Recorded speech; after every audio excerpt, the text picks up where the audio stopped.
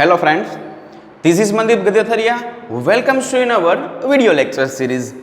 આજના સેશનમાં આપણે કંઈક નવા ચેપ્ટર સાથે કંઈક નવા કન્સેપ્ટ સાથે મળ્યા છીએ. નવું ચેપ્ટર છે ચેપ્ટર નંબર 7 યામ ભૂમિતિ. હવે આ વસ્તુ ઓલરેડી આપણે 9મા ધોરણની અંદર શીખીને આવ્યા છીએ, પણ 9મા ધોરણની અંદર જસ્ટ યામ ભૂમિતિનો બેઝિક કન્સેપ્ટ સમજીને આવ્યા છીએ. 10મા ધોરણની અંદર આપણે યામ ભૂમિતિ ડિટેલમાં શીખવાનું છે. ઓકે, ચલો કેટલીક બેઝિક વાત કરી લઉં કે એક્ઝામની દ્રષ્ટિએ 4 માર્ક્સનું ચેપ્ટર છે, 3 માર્ક્સનો એક સમ અને એક હેતુલક્ષી પ્રકારનો પ્રશ્ન પૂછાશે. ચેપ્ટર એવું છે કે જે વિદ્યાર્થીને મેથ્સ ઓછું ફાવે છે એ વિદ્યાર્થી આ ચેપ્ટરની અંદર 3માંથી 3 માર્ક્સ છે, 3 માર્ક્સનો સમ છે એમાં રોકડા મેળવી શકે છે. અને હેતુલક્ષી પણ પ્રમાણમાં સહેલું આવે છે, કારણ કે ચેપ્ટર સહેલું છે. આખા ચેપ્ટરમાં મેઇનલી 3 કન્સેપ્ટ છે. પહેલું અંતરસૂત્ર જે છે, બીજું જે છે એ વિભાજન સૂત્ર છે, અને ત્રીજું જે છે એ ત્રિકોણનું ક્ષેત્રફળ છે. આવશે આ બધા કન્સેપ્ટ ત્યારે આપણે ડિટેલમાં સમજશું. અત્યારે તમને જસ્ટ કહી દઉં છું કે ચેપ્ટરની અંદર આટલી વસ્તુ આવશે: 3 કન્સેપ્ટ, 3 સૂત્ર. આખું જે ચેપ્ટર છે એ 3 સૂત્રની અંદર જ છે. એમાંથી બી 2 સૂત્ર થોડાક વધારે અગત્યના છે, એ સૂત્ર આપણે કરી લેશું, એના પરના સમ કરશું, એટલે એમાંથી જ એક્ઝામમાં પૂછાવાના ચાન્સીસ રહેશે. તો ખાસ ચેપ્ટર સહેલું છે, એટલે જે વિદ્યાર્થીઓને મેથ્સ ઓછું ફાવે છે એ લોકો ચેપ્ટર જે છે ઓર તો આ જે વિડીયો છે એ ખાસ સમજશે. ચલો ચેપ્ટર પર આવી જઈએ. ચેપ્ટરનું નામ જે છે એ યામ ભૂમિતિ છે. આપણને ખ્યાલ છે ભૂમિતિ વિશેનો આખો કન્સેપ્ટ આપણે સમજી ગયા છીએ કે ભૂમિતિ એટલે શું, તો કે મેથ્સનો ગણિતનો એક પ્રકાર છે. લાઈક અંક ગણિત હોય, બીજ ગણિત હોય, એ પ્રમાણે મેથ્સનો એક પ્રકાર જે છે એ ભૂમિતિ છે, કે જેની અંદર આપણે કંઈક ને કંઈક ડ્રો કરવાનું આવે. લાઈક રેખા છે, રેખાખંડ છે, કિરણ છે, ચોરસ છે, લંબચોરસ, ઓર તો ચતુષ્કોણ છે, ત્રિકોણ છે, વર્તુળ છે. તો એ બધા જ કન્સેપ્ટ જેની અંદર આવે છે, ખૂણો છે, એ બધું જ ભૂમિતિમાં આવશે. પણ એની આગળનો એક શબ્દ છે યામ. તો એકચ્યુઅલ યામ એટલે થાય શું? તો યામ સમજવા માટે આપણે એક સ્ટેપ નીચે આવીએ તો આલેખ એવો શબ્દ આપણે શીખી ગયા ઓર તો સમજી ગયા. આલેખ. તો આપણને એમ થાય કે આલેખ એટલે શું? જો એકચ્યુઅલ એનું નામ આલેખ નથી, પણ આપણે એને આલેખ કહીએ છીએ. તો આલેખ એટલે શું? તો એ આલેખ સમજવા માટે હજુ એક સ્ટેપ હું નીચે આવું છું. એક સ્ટેપ આપણે નીચે આવતા એક વસ્તુ એવી શીખી ગયા હતા, એક્સ અક્ષ અને વાય અક્ષથી જે રચાય છે, એક્સ અક્ષ અને વાય અક્ષથી જે રચાય છે એને શું કહેવાશે? આલેખ. પણ એ આલેખ નથી. એક્સ અક્ષ અને વાય અક્ષથી જે રચાતું હતું ને એને જ યામ સમતલ કહેવાય. સમતલનો મતલબ શું? તો કે સમતલ એટલે આપણું આ બોર્ડ, એક સપાટી આપણી પાસે છે, એ સપાટીમાં તમે એક્સ અક્ષ અને વાય અક્ષ ડ્રો કરો છો, તો એ એક્સ અક્ષ અને વાય અક્ષને અને બોર્ડને યામ સમતલ કહેવાશે. ઓકે, ચલો. આલેખ એટલે એક્સ અક્ષ અને વાય અક્ષના સમન્વયથી બને છે. તો આપણા મનમાં પાછો ક્વેશ્ચન થાય કે સર આ એક્સ અક્ષ અને વાય અક્ષ શું છે? તો એક્સ અક્ષ એટલે એમ સમજશું કે આડી લીટી. એટલે આ આડી લીટીને આપણે શું કહેતા હતા? તો કે સંખ્યા રેખા. જો સંખ્યા રેખા એટલે જ એક્સ અક્ષ કહેવાશે. આડી લીટી, સંખ્યા રેખા, એક્ઝેક્ટ વચ્ચે 0, જમણી બાજુ પ્લસ અને ડાબી બાજુ માઇનસ. આવું આપણે શીખી ગયા હતા સાવ નાના ધોરણોની અંદર કે સંખ્યા રેખા એટલે શું? તો કે એક એવી રેખા કે જેની એક્ઝેક્ટ વચ્ચે 0 હશે, એની જમણી બાજુ ધન સંખ્યા હશે અને એની ડાબી બાજુ ઋણ સંખ્યા હશે. એ જ પ્રમાણે વાય અક્ષની વાત કરીએ તો વાય અક્ષ એટલે ઊભી લીટી, અને આ ઊભી લીટીને પણ સંખ્યા રેખા જ કહેવાશે. પણ આની અંદર શું થશે? એક્ઝેક્ટ વચ્ચે 0, ઉપર જે છે એ ધન સંખ્યા આવશે અને નીચે જે છે એ માઇનસ સંખ્યા આવશે. સંખ્યા રેખાનો જ રૂલ અહીંયા લાગુ પડે છે. તો જુઓ, હવે સ્ટેપ બાય સ્ટેપ નીચેથી સ્ટાર્ટ કરીએ. સંખ્યા રેખા તો એવી મેં 2 સંખ્યા રેખા લીધી. એક જે છે એ આડી સંખ્યા રેખા, જેને આપણે શું નામ આપ્યું? એક્સ. અને એક જે છે એ ઊભી સંખ્યા રેખા, જેને મેં શું નામ આપ્યું? વાય. તો આ સંખ્યા રેખા અહીંયાથી સ્ટાર્ટ થાય છે, અહીંયા સુધી છે. અહીંયા આપણને કીધું કે આ બાજુ જે છે એ બધી કેવી સંખ્યા આવશે? ધન. અને આ બાજુ જે છે એ બધી જ કેવી સંખ્યા આવશે? ઋણ. તો અહીંયા જે છે એ નામ આપું છું એક્સ ડેશ આપી દો. આખી સંખ્યા રેખા તો x ઉપર જ હતી એટલે જમણી બાજુ x અને y ઉપર x ડેશ. આ વસ્તુ આપણે શીખી ગયા પણ હું તમને બેઝિક કન્સેપ્ટ કહું છું. ચલો એ જ પ્રમાણે અહીંયા y હતો એનો મતલબ ઉપરની સાઈડ જે છે એ બધી જ કેવી સંખ્યા આવશે ઉપરની સાઈડ તો કે પ્લસ, નીચેની સાઈડ બધી જ કેવી સંખ્યા આવશે તો કે માઇનસ. તો માઇનસ આવે છે એટલે અહીંયા હું શું આપી દઉં છું y ડેશ. તો જુઓ આ x અક્ષ અને y અક્ષથી જે બને છે એને કહેવાશે યામ સમતલ. તો હજુ આપણે આપણા શબ્દ ઉપર પહોંચ્યા નથી કે સર એકચ્યુઅલી યામ શું એ તો આપણને ખબર જ ના પડી. તો હવે એક વખત ફરી વખત જોઈ લઈ કે x અક્ષ અને y અક્ષ આડી લીટી ને ઊભી લીટીથી જે બનશે એ યામ સમતલ થશે અને આલેખ કહેવાશે. અને એ જ આલેખ કે એ જ યામ સમતલની અંદર કોઈ એક બિંદુ દર્શાવું છું, લાઈક અહીંયા એક બિંદુ દર્શાવું છું, તો હંમેશા કોઈ પણ બિંદુ દર્શાવો તમે, કોઈ પણ બિંદુ દર્શાવો એ બિંદુમાં જે પહેલું છે એ x હોય અને બીજું જે છે ને એ y હોય. અહીંયા કોઈ પણ વેલ્યુ હશે, કોઈ પણ આંકડાકીય માહિતી હશે અને x કહેવાય અને y કહેવાય અને આખું જે બિંદુ છે એને યામ કહેવાશે. શું કહેવાય? યામ. આપણા આલેખની અંદર કુલ 4 ચરણ હોય, હમણાં સમજાવીશ, પણ યામ માટેનો અત્યારે કન્સેપ્ટ આપણે જોઈએ છીએ. તો આપણા આલેખની અંદર કોઈ પણ જગ્યાએ તમે એક બિંદુ મૂકો છો, બિંદુ એટલે ટપકું, એક ટપકું મૂકો છો ને એ ટપકા પાસે x શું છે ને y શું છે એ જોઈ અને લખી નાખો અને જે એ બિંદુ છે એને યામ કહેવાશે. અને એમાં પણ તમે એમ કહી શકો કે જે પહેલી વેલ્યુ છે એને x યામ કહેવાય અને બીજી વેલ્યુ જે છે એને y યામ કહેવાય. એટલે આ કન્સેપ્ટ ખાસ મગજમાં બેસાડજો. સ્પેસિફિક એક અક્ષ માટે બી લઈ શકાય x યામ અને બીજા અક્ષ માટે લઈ શકાય y યામ. અને રૂલ ખાસ યાદ રાખવાનો, કોઈ પણ બિંદુને તમે યામ સમતલની અંદર દર્શાવો છો તો યામ સમતલમાં એ બિંદુમાં જે પહેલું જે છે એ ઓલવેઝ x અક્ષ આવશે અને બીજું જે છે એ ઓલવેઝ y અક્ષ આવશે. ઓર તો પહેલું જે છે એ ઓલવેઝ x યામ આવશે અને બીજું ઓલવેઝ y યામ આવશે. આ વસ્તુ ખાસ મગજમાં બેસાડવી. ચલો એનાથી થોડાક આપણે આગળ આવીએ, સાવ બેઝિકની અંદર આવી જાય. તો અહીંયા આપણને આલેખ દોરેલો છે, તો એ આલેખમાં અહીંયા જે દેખાય છે એને શું કહેવાશે? પ્રથમ ચરણ. હમણાં જ મેં તમને કીધું કુલ કેટલા ચરણ હશે તો કે આલેખની અંદર યામ સમતલની અંદર કુલ 4 ચરણ હશે. પ્રથમ ચરણ અહીંયા આવી જાય, દ્વિતીય ચરણ અહીંયા આવી જાય, તૃતીય ચરણ અને આ બાજુ આવશે જે છે એ શું હશે? ચતુર્થ ચરણ. આ વસ્તુ આપણે પ્રાઇમરીની અંદર શીખી ગયા પણ જસ્ટ રિવિઝન થાય છે, બરોબર. યામ સમતલમાં અહીંયાથી શરૂઆત કરીએ. પ્રથમ ચરણ ફર્સ્ટ ક્વાડ્રન્ટ કહેવાય એને, દ્વિતીય ચરણ સેકન્ડ ક્વાડ્રન્ટ, તૃતીય ચરણ થર્ડ ક્વાડ્રન્ટ એન્ડ ચતુર્થ ચરણ ફોર્થ ક્વાડ્રન્ટ. એ પ્રમાણે યામ સમતલના કુલ 4 ભાગ પડે છે, પહેલું, બીજું, ત્રીજું અને ચોથું ચરણ. એક માર્ક્સના હેતુલક્ષીની અંદર પૂછાઈ શકે કે એક બિંદુ આપેલું છે એ કયા ચરણમાં હશે, બરોબર.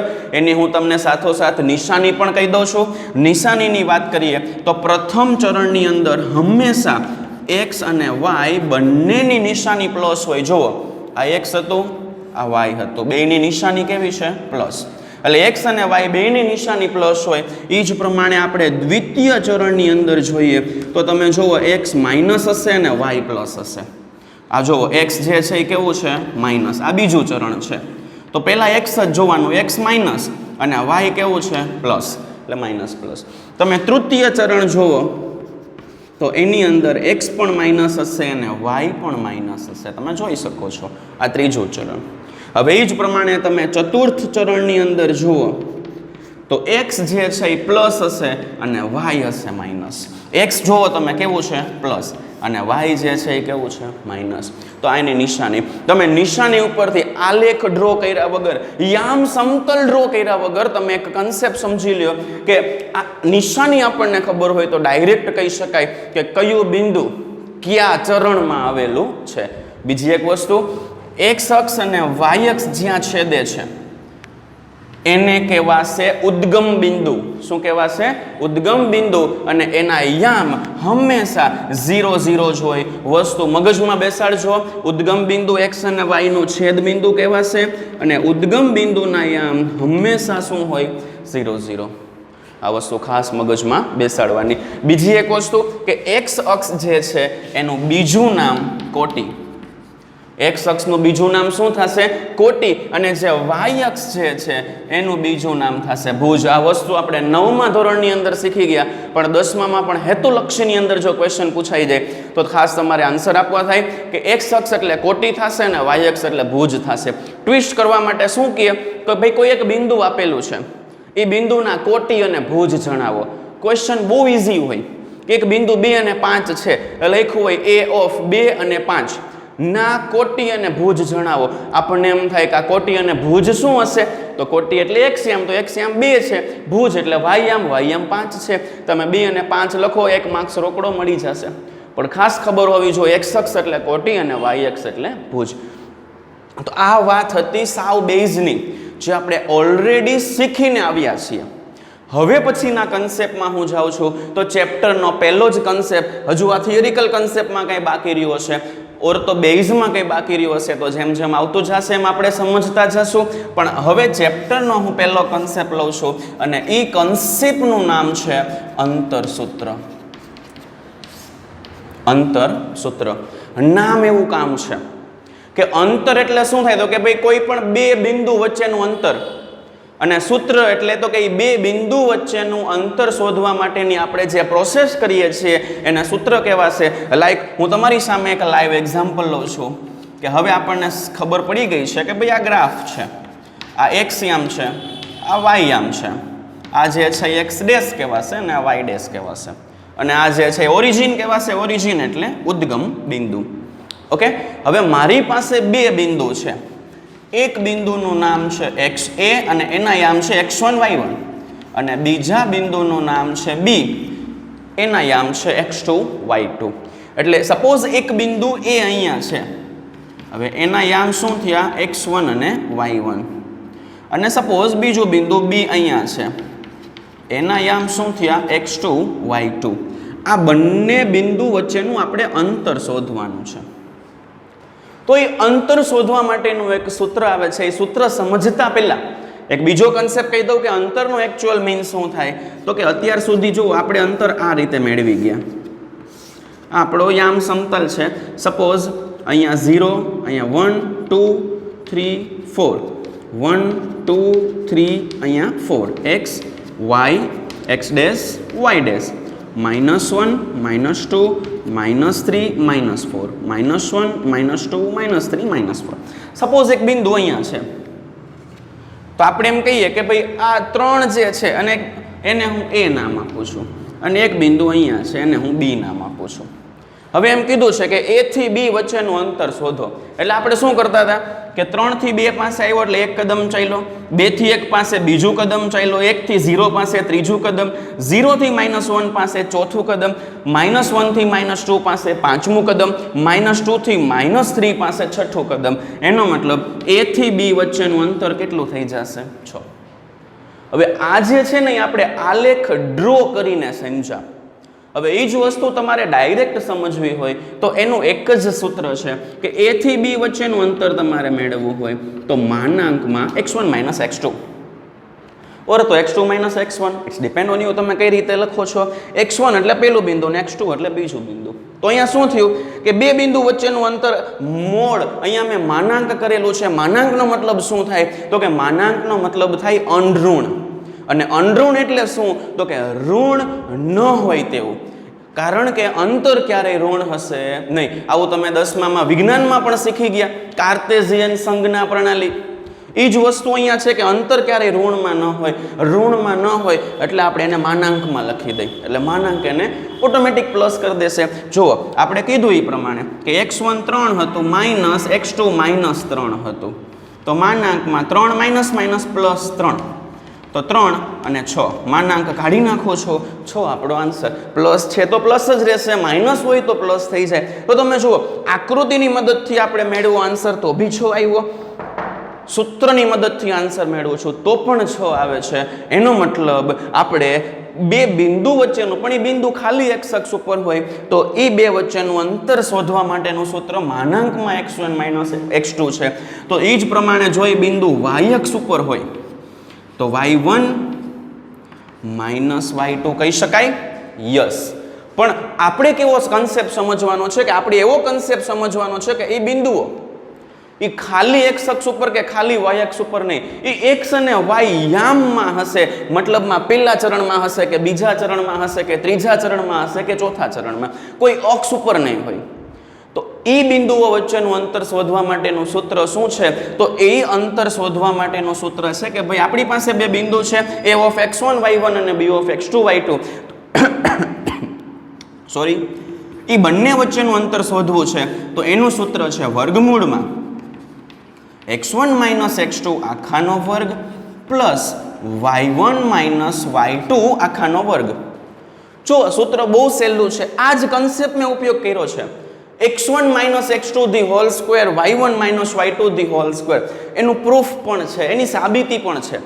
પણ એક્ઝામની દ્રષ્ટિએ સાબિતીની કાંઈ ખાસ અગત્યતા નથી એટલે હું સાબિતીમાં નથી પડતો. બાકી એકચ્યુઅલ એનો રૂલ જોવો આવો હોય કે સપોઝ આ બિંદુ છે એને હું અહીંયા નીચે લઈ આવ્યો એટલે ખાલી x અક્ષ ઉપર આવી ગયો તો એના યામ શું થશે? x2 અને 0. હવે એ બિંદુ છે એને પણ હું ખાલી x અક્ષ ઉપર લઈ આવું છું તો એના યામ શું થશે? x1 અને 0. હમણાં જ મેં તમને કીધું કે કોઈ બિંદુ ખાલી x અક્ષ ઉપર છે. હવે તમે ઉદ્ગમ બિંદુથી વિચારો કે ઉદ્ગમ બિંદુથી આટલું અંતર કેટલું થશે? આ અંતર, આ તો કે એ અંતર ખાલી x2 થાય. અને ઉદ્ગમ બિંદુથી આ a સુધીનું અંતર કેટલું થાય? x1. પણ હમણાં જ આપણે અહીંયા જોઈ ગયા કે કોઈ પણ બે બિંદુ x અક્ષ ઉપર છે તો એનું અંતર કેટલું હોય? x1 - x2. તો આ બે બિંદુ વચ્ચેનું અંતર લાઈક આ, ચલો એને આપણે અલગ ચોકથી દર્શાવીએ. એક આ અને એક આ બંને વચ્ચેનું અંતર કેટલું હશે? તો કે માનાંકમાં x1 - x2. તો એને જ સમાંતર જુઓ બીજી એક લીટી અહીંયા ડ્રો કરું છું. આ લીટી ડ્રો કરવાનું રીઝન થોડી વાર પછી સમજાવું, પણ આ લીટી ડ્રો કરી, આ લીટી અને આ બે સરખી છે કે નહીં? યસ, સરખી છે. તો આ બે વચ્ચેનું અંતર જો x1 - x2 આવતું હોય તો અહીંયા પણ અંતર કેટલું આવે? x1 - x2 જ આવે. હવે એ જ પ્રમાણે હું y ઉપર વિચારું કે આ a છે, અહીંયા આવતો રહું એટલે એના યામ થશે 0 અને y1, કારણ કે ત્યાં x અક્ષ આવતો જ નથી. x અક્ષ નથી આવતો એટલે હમણાં જ આપણે જોયું ત્યાં ખાલી y1 જ આવે. 0 ન દર્શાવવો હોય તો ખાલી એવું સમજો કે અહીંયા જે છે ને y1 છે. અને એ જ પ્રમાણે આ બિંદુથી આટલું લઉં છું, એ શું છે? y2. તો આ બંને વચ્ચેનું અંતર છે, આ બે બિંદુ વચ્ચેનું અંતર એ કેટલું થશે? y1 - y2. હવે આ બંને બિંદુ વચ્ચેનું અંતર y1 - y2 થાય તો એને સમાંતર આ લીટી છે એનું અંતર પણ કેટલું થાય? y1 - y2. સપોઝ અહીંયા કોઈ એક બિંદુ c આપી દઉં છું તો જુઓ એને આપણે થોડુંક અહીંયા મોટું દર્શાવીએ તો આવી કંઈક આકૃતિ થાય છે. એમાં અહીંયા a છે, એમાં x1 y1 છે, અહીંયા કોઈ બિંદુ o છે, સોરી c છે, અને અહીંયા b છે, એમાં શું યામ છે? x2 અને y2. આ બંને વચ્ચેનું અંતર આપણને આપેલું છે માનાંકમાં y1 - y2. આ બંને વચ્ચેનું અંતર આપણને આપેલું છે માનાંકમાં x1 - x2. આવી આકૃતિ ત્યાં છે, ત્યાં થોડુંક ભેગું થઈ ગયું એટલે અહીંયા મેં તમને ડિસ્ક્રાઇબ કર્યું. તો જુઓ અહીંયા કાટખૂણો બને છે. યાદ કરો ધોરણ 9, કારણ કે 10મા ધોરણમાં હજુ આપણે નથી શીખ્યા, પણ 9મા ધોરણની અંદર એક વસ્તુ શીખી ગયા હતા કે જ્યારે કોઈ પણ ત્રિકોણ કાટકોણ ત્રિકોણ હોય ત્યારે એક વ્યક્તિ, એક મેથેમેટિશિયન, એક મહાન ગણિત શાસ્ત્રી થઈ ગયા હતા. એને એક નિયમ આપ્યો હતો, એને એક પ્રમેય આપ્યો હતો, પાયથાગોરસનો પ્રમેય. એ પાયથાગોરસનો પ્રમેય અહીંયા મૂકો એટલે તમને a અને b વચ્ચેનું અંતર મળી જશે. પાયથાગોરસનો પ્રમેય શું છે? તો કે કાટખૂણો સમાવતી બે બાજુ, અહીંયા કાટખૂણો બનાવે છે તો એની સમાવતી બે બાજુ AC અને BC છે. AC અને BC એના વર્ગનો સરવાળો, ચાલો વર્ગ કરી દઉં, એનો સરવાળો કર્યો, કર્ણના વર્ગ જેટલો થાય એટલે આ જે છે એને શું કહેવાશે? કર્ણ. આ એનો વર્ગ. ચલો AC આપણી પાસે શું છે? માનાંકમાં y1 - y2, પણ હું સ્ક્વેર કરું છું એટલે માનાંક નીકળી જશે. શું કામ નીકળી જાય? કારણ કે કોઈ પણ સંખ્યાનો સ્ક્વેર કરો, answer will be always plus. જવાબ હંમેશા પ્લસ મળે કે નહીં? યસ, પ્લસ જ મળે. એટલે અહીંયા હું શું કરું? AC છે એટલે y1 - y2 આખાનો વર્ગ. BC જે છે એટલે શું થશે? તો કે x1 માઇનસ x2 આખાનો વર્ગ ઇઝ ઇક્વલ ટુ એબીનો સ્ક્વેર. જો સૂત્ર બની ગયું. હવે એબી સ્ક્વેરની ખાલી એબી જોતું છે તો બે બાજુ વર્ગમૂળ લઈ લઉં તો આપણો જવાબ પહેલાં હું x વાળું લખું છું x1 minus x2 the whole square અને પછી y વાળું લખું છું y1 minus y2 the whole square. આ જ સૂત્ર મેં તમને અહીંયા દર્શાવ્યું પણ આપણે એને સાબિત કર્યું. આપણે સાબિતીની કાંઈ જરૂર નથી. તમારે ખાલી સૂત્ર યાદ રાખવાનું છે. બહુ સહેલું સૂત્ર છે કે કોઈ પણ બે બિંદુ વચ્ચેનું અંતર શોધવાનું હોય, ક્વેશ્ચનમાં ગમે ત્યારે એમ કીધું હોય અંતર એવો શબ્દ આવે એટલે અંતર સૂત્ર જ આવશે અને સૂત્ર છે વર્ગમૂળમાં x1 minus x2 the whole square plus y1 minus y2 the whole square. આ જ સૂત્ર ઉપરના સમ. હવે પછીના સેશનમાં આપણે જોશું. આજનો લેક્ચર ખૂબ જ અગત્યનો લેક્ચર કહેવાશે કારણ કે આ ચેપ્ટરના બેઝિક કન્સેપ્ટ મેં લઈ લીધા છે પ્લસ 3 માંથી પહેલું એક સૂત્ર લઈ લીધું છે. એટલે ખાસ આખો વિડીયો જોજો, સમજજો તો જ તમને કાંઈ ખબર પડશે. આજ માટે આટલું રાખશું. જય હિન્દ, જય ભારત.